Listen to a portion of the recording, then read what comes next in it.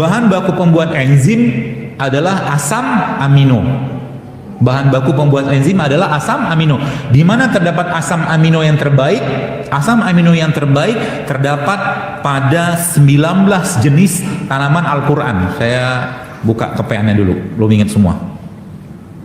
19 jenis tanaman Al-Quran. Catat ya. Dan kompon-kompon untuk pembentukan namanya kompon itu senyawa untuk pembentukan NAD. NAD itu apa? Salah satu energi dasar kehidupan yang ada pada sel kita. Itu kompon atau pembentuk senyawanya ada pada produk-produk Allah yang dia sampaikan atau Rasul sampaikan dalam Al-Quran. Yang pertama, man. Dalam surat kedua ayat 57 atau surat ke-7 ayat 160 atau surat ke-20 ayat ke-80, manna wassalwa. Apa itu? Jamur. Saya tuh lebih senang kajian-kajian ini tuh tidak di live nanti ke depannya biar orang pada datang dan nyatet ya. Dan memang sengaja tidak ada materi karena kalau pakai materi saya malah justru bingung ngomongnya. Maksudnya pakai slide. Yang kedua, basal. Basal ini dalam surat kedua ayat 61. Apa itu? Bawang. Bawang merah, bawang putih. Yang ketiga, foam. Surat kedua ayat 61, garlic, bawang putih. Jadi kalau Anda ketemu dengan orang-orang yang susah punya keturunan atau mungkin banyak masalah tubuhnya, simple kok sebenarnya. Suruh dia puasa selama sebulan penuh, detox total tubuhnya dengan puasa dan makan produk-produk Al-Quran ini. Ya. Tadi apa tadi? Bawang putih. Yang ketiga apa? Yang keempat apa? Khardal. Khardal ini mustard. Mustard ini dalam surat ke-21 ayat 47 atau surat 31 ayat 16. Apa itu? Biji-biji rempah. Semua komponen. Jadi lihat, manusia dari tanah, ya, manusia diciptakan Allah dari saripati tanah. Dari mana kita bisa mengakses kebutuhan magnesium, kalium, segala macam tadi, kalium segala macam dari tanah juga.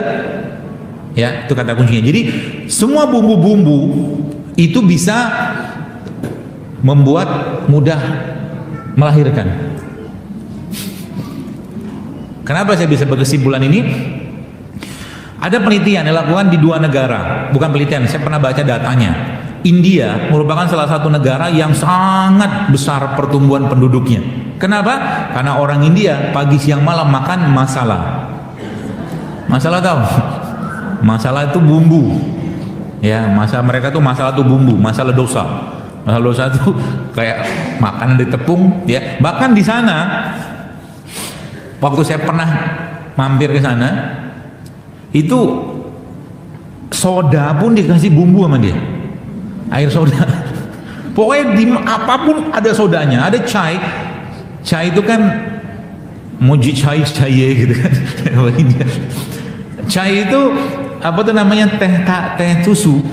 Itu dikasih bumbu loh, dikasih kapulaga sama dia.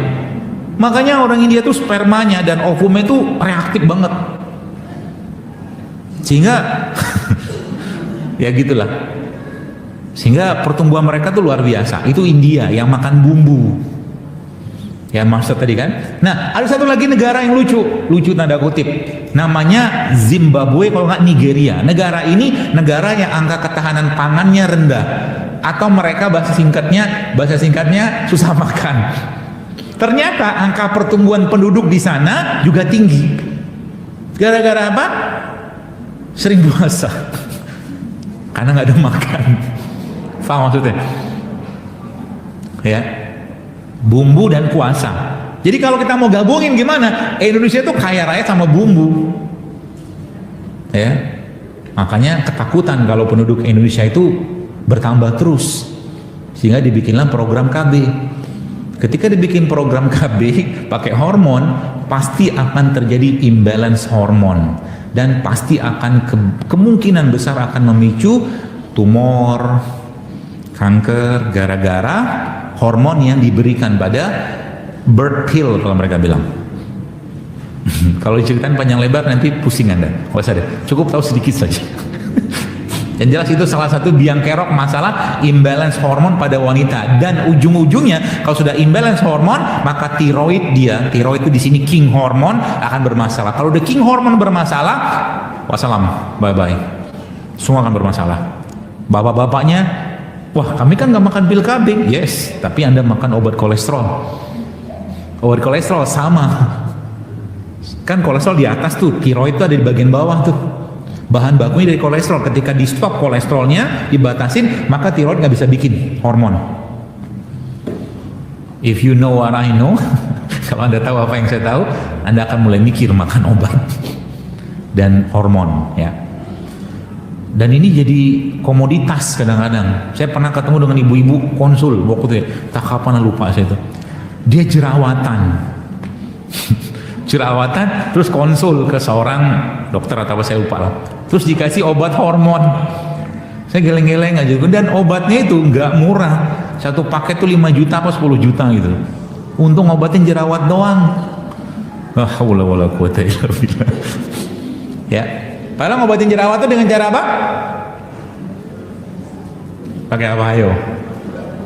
Coba saya tanya ke Anda yang pernah jerawatan. Jerawat tuh muncul kalau apa? Pertama, banyak pikiran, betul? Yang kedua apa? Kalau nyampah, udah gitu aja lah. Dan nyampahnya ini mending kalau nyampah biasa. Yang disampahin itu produk-produk yang sifatnya estrogenik. Contohnya apa? Salah satunya produk yang berbasiskan kedelai. Kedelai ya. Emang kedelai bermasalah? Iya. Karena zaman sekarang manusia, khususnya wanita, Anda sudah cukup banyak berlimpah hormon estrogen, Bu. Ketika masuk lagi estrogen, nanti akan muncul satu kondisi disebut dengan estrogen dominan, yang saya masih janji mau share kuliahnya tapi belum kelar karena mau ngumpulin bahan dulu. Ya, estrogen dominan. Kalau sudah estrogen dominan, ya sudah, banyak urusan, PCO, endometriosis, kanker, tumor, semua komplit gara-gara estrogen dominan. Ya, lanjut yang tadi ya. Lalu yang selanjutnya adalah sider. Sider ini bidara. Ya, bidara merupakan salah satu tumbuhannya atau produknya Allah yang sebenarnya kalau dikombinasikan dengan 3 produk ini, Anda akan tersuplai dengan kalsium yang amat sangat super duper tinggi. Yang pertama daun tim, yang kedua bidara, yang ketiga ini kunyit. Ya. Jadi di rumah kalau bisa tanam tuh bidara, ya, pohon bidara. Bukan cuma buat mengusir jin saja, tapi Anda pun bisa minum. Tapi kalau darah rendah jangan minum, ngedrop nanti dia. Ya, tapi buat ngambil faedah dari keberkahan hadis Nabi bahwa bidara itu bisa mengusir jin, itu bisa Anda pakai juga. Ya, ibu-ibu bapak bisa pakai itu, ambil 7 daunnya, lalu Anda ruqyah daun tersebut, Anda tumbuk-tumbuk, campurkan dengan air, mandikan buat ruqyah, atau diminum juga boleh. Termasuk anak-anak kita yang mungkin nggak jelas tanda kutip perilakunya, susah diatur nih segala macam, ada baiknya Anda juga mandikan dia dengan air bidara. Kalau kita yang nggak jelas juga mandi. Ya. Oke, bidara. Jadi 3 tadi, tin, zaitun sama bidara. Ya, itu adalah produknya Allah yang amat sangat kuat, amat sangat baik untuk meningkatkan asupan kalium atau kalsium. Kemudian apa lagi? Ghassa, itu di surat kedua ayat 61, bahasa kitanya timun. Kemudian apa lagi? Yaktin, dalam surat ke-37 ayat 146. Apa itu yaktin? Labu yang dimakan oleh Nabi Yunus. Waktu Nabi Yunus keluar dari perut ikan yang besar, Allah tumbuhkan buat beliau sejenis pohon yang berasal dari pohon labu. Ya, Bukan pohon rambutan, bukan kelengkeng, bukan mangga, tapi labu. Kenapa? Ternyata labu itu adalah ya produknya Allah yang sangat-sangat baik untuk memperbaiki pencernaan orang-orang yang sedang bermasalah. Karena kan dalam perut ikan kan beliau nggak makan. Jadi kalau Anda ketemu dengan orang sakit emah atau dispepsia, kasih labu sama dia. Labu apa? Labu apa aja? Emang labu ada berapa macam? Bapak-bapak nggak paham, pokok tahu. Bapak terima jadinya aja, udah jadi kue labu gitu ya. Labu siam, labu, pokoknya labu lah, yang kuning-kuning itu. Kuning kan labu kan? Iya.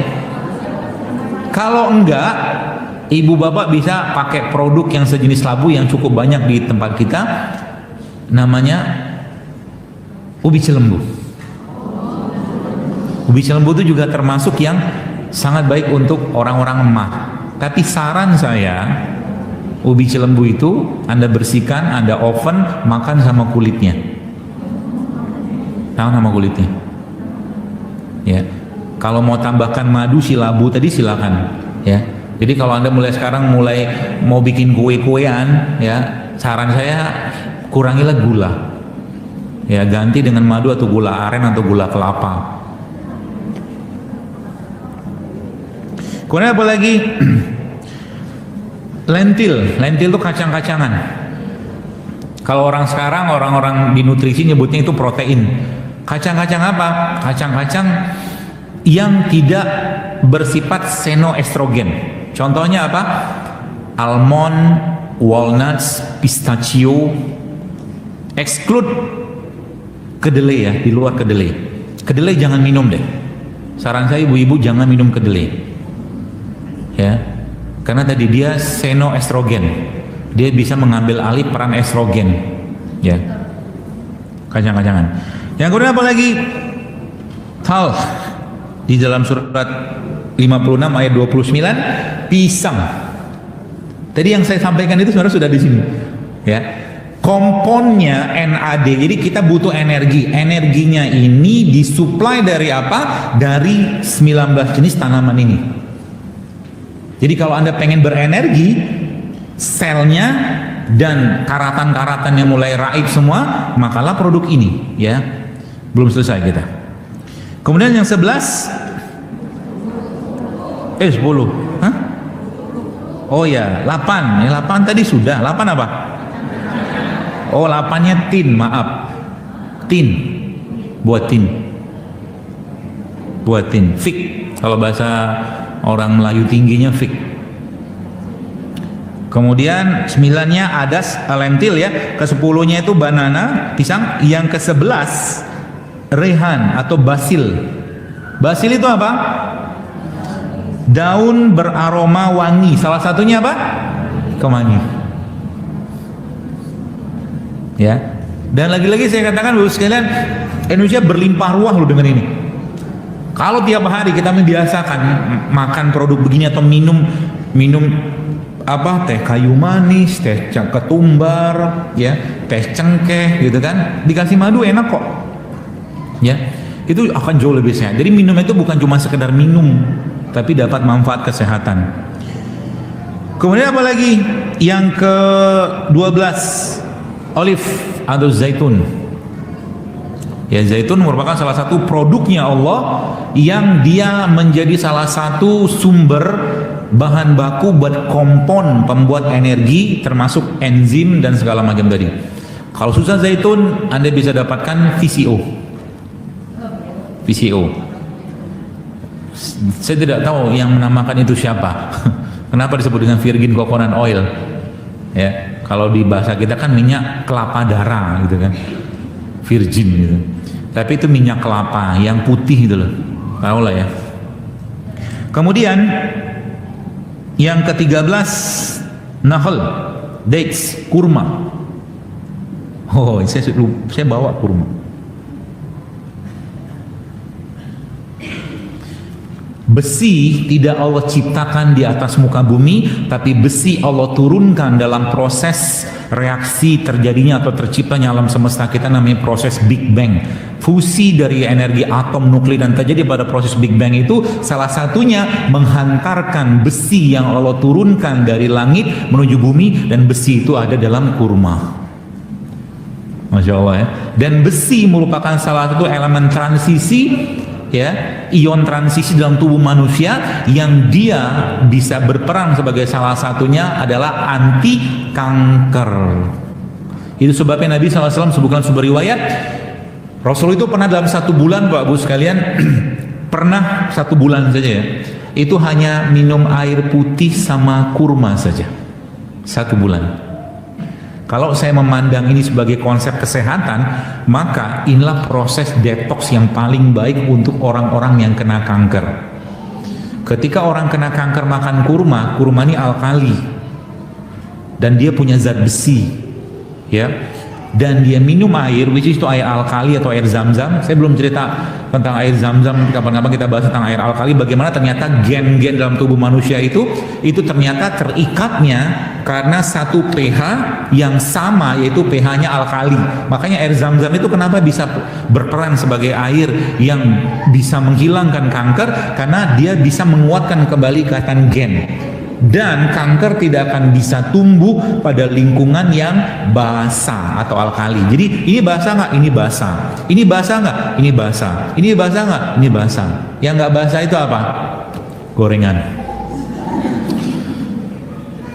Nasi itu asam, gorengan itu asam. Segala jenis produk minyak, tepung, gula, ya, termasuk tadi apa namanya, tepung, minyak, gula, sama nasi itu asam.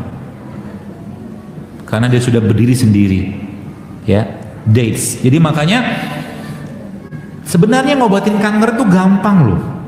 Cuman orang tuh kadang-kadang dikasih tahu nggak percaya.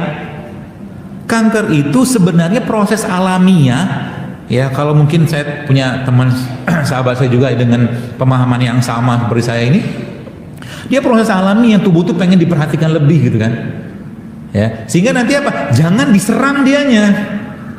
Kemoterapi itu kan menyerang dia, marah dia, ya, rontok semua sistem-sistem yang lain. Jadi caranya gimana? Bikin dia starving, bikin dia kelaparan. Kelaparan pertama, jangan kasih asupan nutrisi yang dia suka. Nutrisi yang paling dia suka apa? Gula pasir, salah satunya. Yang pertama apa? Yang pertama. Yang kedua apa? Yang dia nggak suka apa? Puasa. Dan produk kayak begini nggak suka, termasuk Fe atau besi yang ada pada kurma seperti ini, itu dia nggak suka banget. Lama-lama dia akan pergi sendiri, gitu. Kenapa orang habis kena jilatan anjing disuruh cuci pakai air dan salah satunya dicuci pakai tanah? Karena ternyata jenis mikroba yang ada pada air liur anjing itu habitatnya ada di tanah, jadi tanah itu mengantarkan dia kembali ke dalam bumi. Subhanallah. Itu ada penelitiannya, ya. Begitu luar biasa sunnah-sunnah Nabi, Bapak sekalian. Jadi kalau kita ikutin tuh, insya Allah akan jauh lebih sehat, ya. Itu ya, kurma. Jadi kurma termasuk salah satu produk Allah yang jangan pernah kosong di rumah Anda. Kenapa? Karena ada janji Nabi. Nabi janji apa? Nabi janji barang siapa tidak akan kelaparan orang-orang yang di rumahnya ada kurma, kata Nabi, ya. Apalagi kurmanya kurma yang ada hadis secara khusus, kurma ajwa misalnya. Tapi kalau nggak ada juga hadis apa, kurma biasa juga nggak apa-apa. Kenapa bisa bikin kenyang? Karena di sini ada enzim. Jadi kalau salah satu yang saya paling suka untuk bikin alpukat itu, saya akan cincang-cincang ini, ya. Kalau nggak saya blender, saya cincang-cincang, saya kasih madu sedikit, saya kasih kurma, alpukatnya saya cincang, terus saya makan. Itu sudah cukup kenyang, sangat kenyang. Lemak dapat, karbonya dapat, serat dapat, enzim dapat, ya. Jadi mulai sekarang diubah. Pengajian saya yang di daerah Bekasi Harapan Indah itu lagi sama, nanti insya Allah kita mau rutin di Kementerian Perikanan itu, saya mau kasih semacam kuesioner. Ya, nanti yang ikut kajiannya diukur berat badan, lingkar perut, lemak. Itu ada alatnya, tinggal pegang doang. Ya, jadi nanti ikut kajian itu bukan cuman wah-wah doang di kajian, tapi badannya bener-bener enak gitu loh. Ini hari pertama kajian berat badan misalkan 60, hari kesekian kajian, kesekian kali kajian tetap aja 60, kadang 70 malah. Sedangkan kategori udah overweight atau obese kan nggak seru tuh, harus ada indikator. Ya, oke. Kemudian apa lagi dates tadi? Yang kemudian apa lagi? Ke-14, rumman. 55, 14 ya? Hah? 15? 14. Rumman. Rumman ini apa? Pomegranate. Delima. Delima itu, saya pernah dapat ilmunya dari seorang teman dan guru saya juga. Itu termasuk salah satu blood cleanser yang sangat baik. Blood cleanser, pembersih darah. Kurma. Delima. Caranya gimana? Di jus, sak kulitnya. Sak kulitnya di jus. Belum apa-apa sudah. Delima ini termasuk buah yang saya sarankan dimakan sama bijinya ya. Selain ada beberapa buah yang saya sarankan makan sama bijinya, yang mungkin ada lihat di IG saya. Yang pertama kan anggur. Anggur tuh makan sama bijinya. Ya. Nanti kalau tumbuh di mana? Halah, ada aja. Duku makan sama bijinya. Manggis makan sama bijinya. Sementara hanya itu sama tambah 1 delima. Kedondong jangan. Berat itu. Duren itu boleh Anda makan sama bijinya, karena biji duren itu ada kolagennya. Kolagen itu bisa memperkuat urat dan sendi. Kemarin kan sempat ada heboh tuh, ada obat buat tulang yang katanya mengandung babi itu. Udah baca nggak? Nah, itu kan isinya kolagen. Salah satunya bahan bakunya chondroitin sulfat. Chondroitin sulfat itu mereka bikin sintetik, dan lagi-lagi sintetiknya mereka pelajari dari alam. Sedangkan kolagen itu bisa kita dapatkan dari salah satunya ya, biji duren. Yang pertama. Yang kedua dari apa? Dari kolang-kaling. Kolang-kaling itu termasuk yang tinggi kolagennya. Jadi misalkan ada tulang, jadi ini tulang itu ada kalau kita bilang itu urat ya. Kalau dalam bahasa medis namanya tendo. Tendonya ini kalau dia nggak elastis, ketika tulangnya nggak gini, dia bunyi kerak gitu. Gitulah. Ini tendonya nggak elastis. Yang pertama, yang kedua, pelumas dia di sini tuh nggak banyak. Nggak banyak gara-gara apa? Gara-gara tersedot terus sama produk kayak beginian lah misalkan. Bukan hanya ini ya. Sehingga nanti kalau orang misalkan masalah di sendinya, masalah di sendi ya. Kalau berdasarkan konsep ini sebenarnya simpel ngobatinnya kok. Makan kolang-kaling, tambahkan dengan rumput laut, tambahkan dengan jahe. Jadi jahenya dibikin air wedang gitu, lalu masukin di situ kolang-kalingnya, masukkan di situ rumput lautnya. Dan jangan pakai sirup.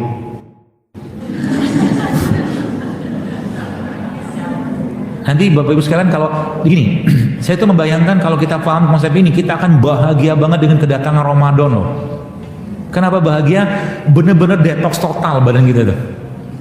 Ya, secara fisik ya, secara ruhiyah itu jauh lebih dahsyat sebenarnya. Ya, makanya para sahabat Nabi itu ketika bulan Ramadan mereka ngapain? Tidak bikin pasar beduk, pasar berbuka. Ya kan, kalau sekarang kan setan tuh nggak tinggal diam. Kalau Anda baca buku Talbis Iblis ya, karangan dari Ibnul Jauzi, itu ngeri loh. Talbis Iblis, apa tipu daya iblis. Pokoknya semua sisi itu nggak boleh dia lihat manusia itu deket sama Allah gitu kan. Orang yang nggak suka makan dibikin hobi makan sama dia, sehingga apa? Kegemukan, obesitas. Makanya ada hadis Nabi kan, kata Nabi apa? Di akhir zaman nanti engkau akan melihat banyak di kalangan umatku yang mereka semuanya laki-laki, maksudnya perutnya buncit, maaf. Itu bagian dari fitnahnya iblis. Makanya kalau Anda punya suami yang mohon maaf badannya agak gede, bahasa halusnya ya, gede depannya gitu kan, perutnya maaf, coba challenge sama dia. ajak challenge. Yuk kita sama-sama perbaiki yuk pola makannya. Anda mau nggak usah ke gym kok, sebenarnya di handphone juga banyak tuh aplikasi buat Anda exercise gitu kan. Tapi exercise itu cuma 20%. Exercise cuma 20%. Tanyalah sama orang-orang yang pelatih di gym itu. Exercise itu hanya menempati 20-an. Jadi promo lagi katanya. Politik. Exercise itu hanya 20%. Ya, hanya 20%. Sisanya 80% apa? Nih, makanan. Jadi nggak usah ke gym. Anda kalau sholat yang benar aja, perut Anda pasti benar. Anda kalau kita sholat yang benar aja, tulang belakang kita pasti benar. Kenapa? Ya karena memang disitulah. Jadi sholat itu ada stretch, relax, stretch, relax. Nanti cobain di rumah. Jangan sekarang. Saya nyobain tuh kemarin, sempat nyobain waktu sujud. Waktu sujud itu kan disunahkannya kan kaki kan begini tuh, begini kan nempel kan. Nah itu nanti coba paha dengkul ini Anda rapetin, cobain deh. Ini akan ketarik ke atas.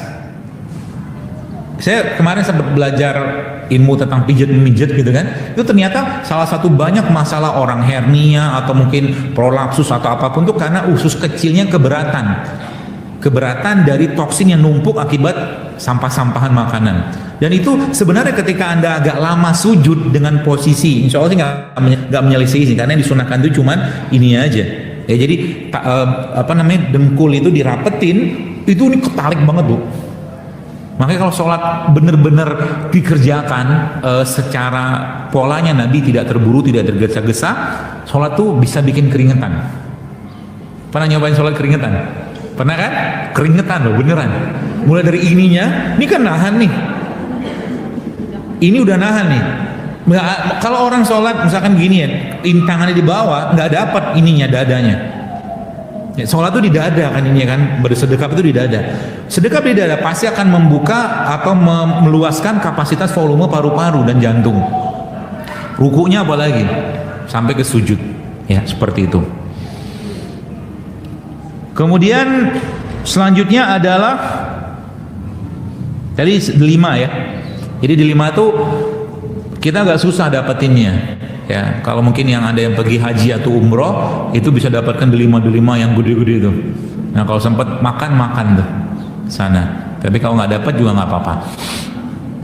Delima Indonesia kecil-kecil, sama kayak kuda Indonesia, kecil-kecil banget. Kemudian yang ke-15 khamat atau miswak atau siwak. Ya. Makanya siwak itu justru malah, saya ada yang kemarin dia sempat baca di postingan saya itu tentang 30 kali bersiwak. Ya. Muslim itu seyogyanya tidak boleh kena karies. Nggak boleh. Nggak boleh kena karang gigi. Nggak boleh. Orang dia siwaknya aja kalau kita baca dari hadisnya itu hampir 30 kali loh sehari. Kalau ngikutin hadisnya ya. Nabi katakan apa? Jika seandainya tidak memberatkan umatku, maka aku akan wajibkan mereka setiap habis berwudu atau setiap mau sholat mereka bersiwak. Hitung berapa kali sholat kita sehari semalam. Ini belum termasuk yang ketika masuk ke dalam rumah. Jadi kalau ibu-ibu nanti kalau suaminya pulang kerja, Anda mau ngikutin sunnahnya Nabi salah satunya, samperin dia di depan pintu dan kasih siwak sama dia. Jangan masuk pintu sebelum ente bersiwak. Karena Nabi begitu. Nabi tidak akan masuk rumah kalau seandainya beliau belum bersiwak. Hadisnya begitu. Ya, jadi total sehari kita bisa 30 kali. Dan siwak ini keberkahannya luar biasa. Bahkan disebutkan suatu hadis riwayat Bukhari Muslim, Allah itu ridho dengan orang yang bersiwak. Dan siwak itu bukan odol. Nggak bisa, kalau menurut saya pribadi nggak bisa tergantikan dengan odol. Kalau konsepnya cuma untuk membersihkan gigi itu lain cerita. Tapi kalau di sini sebutkan bahan-bahan pada siwak itu bahan natural semua. Anda butuh fluoride dalam siwak Anda. Kita butuh silika dalam fluoride ada. Anda butuh atau kita butuh natrium dalam siwak ada. Tapi fluoride-nya bukan fluoride seperti halnya fluoride dalam odol. Itu sebabnya kalau Anda pernah baca odol-odol di luar negeri, Ada peringatannya, jika tertelan segera bawa ke pusat penanganan keracunan setempat. Beneran loh. Kalau odol-odol di Amerika itu ditulis sama mereka, jika tertelan segera bawa ke pusat CDC namanya, ya CDC itu pusat penanganan racun lah gitu loh, dan di komunitas mereka. Nah kalau anda masih pakai pasta gigi biasa, saran saya pakailah pasta gigi yang non fluoride, atau kalau emang nggak ada ya siwak yang terbaik ya, atau kalau memang adanya cuman itu pakai odolnya itu, bukan pas lagi odolnya itu setengah biji beras. Paham maksudnya? Hanya setengah biji beras udah cukup membuat giginya berbusa-busa, karena odol zaman sekarang penuh dengan deterjen. Kemarin saya sempat melihat ada produk dari Singapura sih, odol gitu kan, dan ini nggak berbusa, dan semuanya plant based derived, jadi buat dari tumbuhan semua, nggak ada deterjen, nggak ada fluoride, nggak ada silika, nggak ada macam-macam, nggak ada. Harganya yang bikin saya haru. Ya belilah gitu kan, pengen nyobain gitu kan. Segini tuh satu botol tube kecil gitu tuh 170.000. Ya, enggak apa-apa. Enggak boleh bilang mahal kata motivator. Oke, lanjut ya. Kemudian 16. Gas. Gas ini kalau bahasa kitanya pohon semak atau perdu. Perdu itu pohon yang tidak lebih tingginya dari 1 meteran. Contohnya apa Indonesia? Pegagan. Ya termasuk kalau jahe kan dia tumbuhnya di bawah sih ya. Ya, pegagan, kemudian ya sambiloto, gitu-gitu tuh. Nah, di situ bahan bakunya semua kompon buat NAD tadi. Indonesia banyak sekali pohon perdu, ratusan. Indonesia itu punya sekitar 30.000 jenis tanaman obat sebenarnya. Ya. Saya nggak dipakai. Jadi mulai sekarang niatkan, ini bagian dari ketaatan kita kepada Allah. Jangan mati karena stroke. Paham maksudnya ya? Jangan mati karena penyakit jantung, karena itu penyakit gara-gara makannya bermasalah. Betul? Tidak ada orang, mohon maaf ya, orang yang kena kencing manis, stroke ya seperti itu, penyakit-penyakit itu setiap hari makan buah sayur, jarang menurut saya. Kebanyakan nyampah lagi. Ya. Memang betul sakit itu takdir, tapi kan asbabnya ada yang kita kerjakan, ya. Kemudian yang ke-17, inap ini dalam surat ke-17 ayat 91, bahasa kitanya apa? Anggur. Anggur itu punya satu jenis antioksidan, sehingga saya namanya isoflavon, bukan, lupa saya. Ada pada anggur ini yang juga termasuk anti kanker pada anggur. Dan yang paling tinggi justru sebenarnya letaknya ada pada bijinya. Jadi biji anggur itu sebenarnya antioksidannya itu jauh lebih tinggi daripada anggurnya itu sendiri. Makanya ada satu minyak dari biji anggur namanya grapeseed oil, minyak biji anggur. Ya. Jadi kalau di rumah Anda mulai numis-numis segala macam yang tidak terlalu panas ya, itu bisa Anda pakai zaitun. Jadi nggak usah mulai meminimalkan menggoreng makanan. Tumis lebih baik. Tumis itu kan apinya sedang ya. Kalau goreng kan sudah 100 derajat semua rata-rata. Tumis, kukus, rebus itu jauh lebih baik. Ya. Itu anggur. Kemudian yang ke-18 zanjabil atau jahe. Ya, jahe ini merupakan salah satu produknya Allah atau 19 jenis tanaman Al-Quran yang dia merupakan salah satu komponen pembentukan energi dalam tubuh manusia. Itu sebabnya salah satu minuman penghuni surga adalah jahe. Di surga tidak ada es teler, nggak ada sirup. Yang dimakan di surga itu bagus-bagus semua. Jadi biar nanti nggak kaget waktu di surga, nah mulai sekarang kita biasakan minum jahe. Ya. Berarti malaikat sajikan jahe gitu kan, wah ini apa nih? Jahe, oh ente nggak tahu gitu kan. Dulu di dunia nggak sempat minum jahe, minumnya teh manis terus, Teh juga termasuk perdu ya, teh. Teh itu termasuk perdu. Makanya teh hijau, teh hitam atau white tea itu bagus. Bagi Anda yang melakukan intermittent fasting, sebenarnya itu sangat disarankan. Ada beberapa jenis minuman disarankan. Yang intermittent fasting itu gini lah. Udah paham belum? Jadi gini, misalkan Anda makan terakhir jam 6 sore, oke? Habis itu Anda nggak makan lagi sama sekali sampai jam 6 pagi. Sudah berapa jam? 12 jam. Itu udah kategori udah intermittent fasting tuh. Ya, dan Anda akan merasakan lapar di situ. Ketika lapar jangan makan. Biarin dulu lapar itu. Lalu tergantung Anda mau settingnya intermittent fastingnya berapa lama. Tapi kalau seandainya saya senang itu saya pernah ngerjakan hampir 20 jam. 20 jam nggak makan besar ya, tapi cuma minum saja. Ya.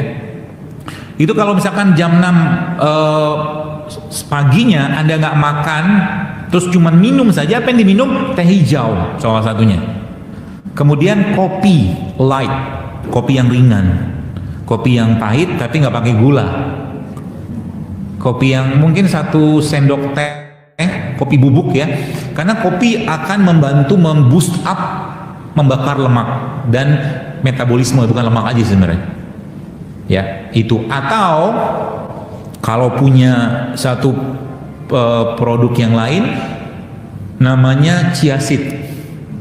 Chia seed itu juga salah satu tanaman, dia Indonesia nggak tumbuh dan dia antiinflamasi sangat kuat karena dia mengandung, salah satunya mengandung omega 3 chia seed.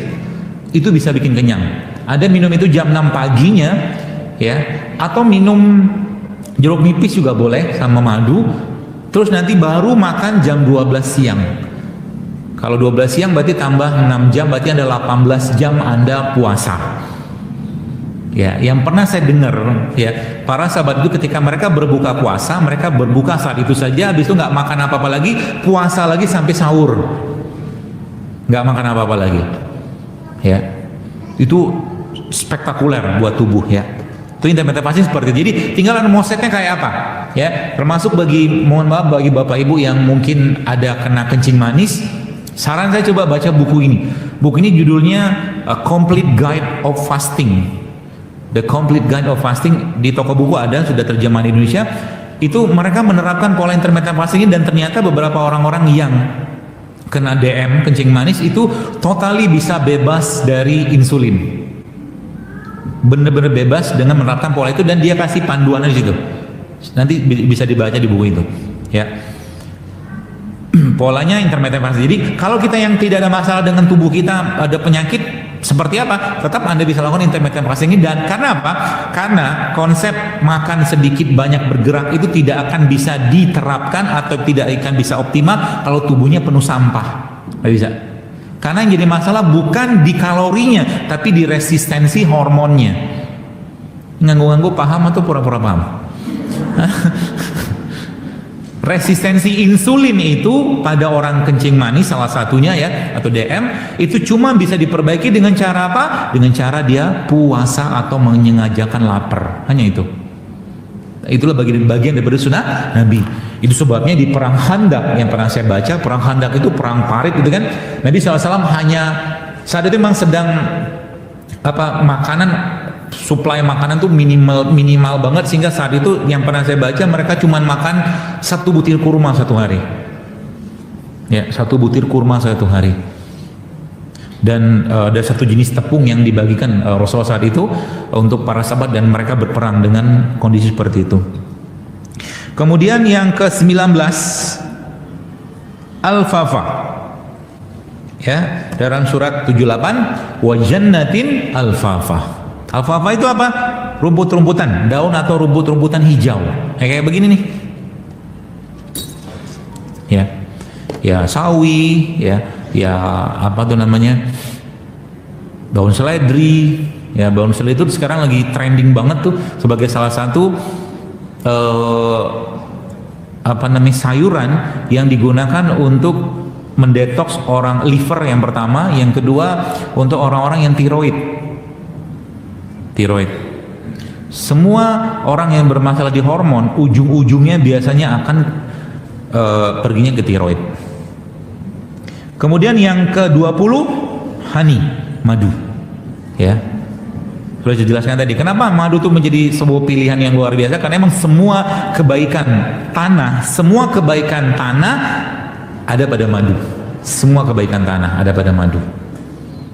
Kan lebahnya kan ngambil saripati dari tumbuhan di daunnya, yang daun tadi ada pohon, ada batangnya, ada akarnya, dia ke tanah, disedot situ. Dan yang terakhir habatus sauda. Ya. Jadi subhanallah, hadis-hadis tentang habatus sauda ini kan luar biasa. Bahkan Nabi mengatakan habatus sauda itu obat segala penyakit kecuali asam. Asam itu apa? Maut. Ya. Jadi kecuali, bahkan sebutkan itu kecuali kematian. Ya. Jadi habatus sauda itu, Anda tahu pengguna habatus sauda terbesar di dunia di mana? Jerman. Jerman itu mereka memasukkan habatus sauda dalam produk kosmetik mereka, toiletries, semua mereka masukkan. Makanya Jerman itu yang paling besar impor habatus saudanya dari Ethiopia. Ethiopia itu salah satu penghasil habatus sauda terbesar di dunia. Ya, jadi Anda bisa bikin kue dari gandum, ya, gandum utuh atau mungkin apapun itu bisa dicampurkan dengan habatus sauda kayak begini. Ya, kemarin saya nyoba bikin kuenya judulnya kue berantakan. Saya bikin pakai tepung almond. Ya, tepung almondnya saya kasih macam-macam lah gitu kan. Rasanya sih enak, cuma berbentuknya nggak jelas. Ya, tapi bagi saya enak lah gitu.